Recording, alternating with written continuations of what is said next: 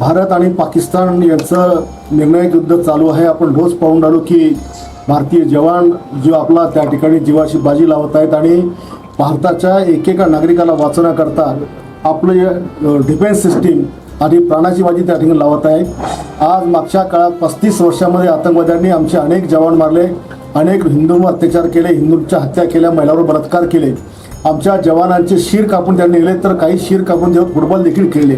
या सगळ्या गोष्टीचा बदला घेण्याकरता भारतीय फौज अस्त्र शस्त्रासह मैदानामध्ये उतरलेली आणि आमच्या देशाचे प्रधानमंत्री पहिल्यांदा असा देशाला प्रधानमंत्री भेटला की ज्याने घुस के मारेंगे बदला लेंगे अशा प्रकारची घोषणा नव्हे तर प्रत्यक्षात कृतीला सुरुवात केली।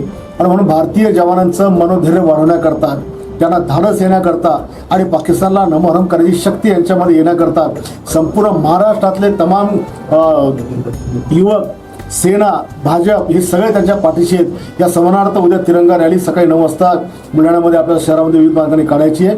त्याकरता सगळ्या राष्ट्रप्रेमी युवकांनी, महिलांनी, तरुणांनी, नागरिकांनी सगळ्यांनी या रॅलीमध्ये सहभागी व्हावं असं आवाहन मी आपल्या सर्वांना करीत आहे।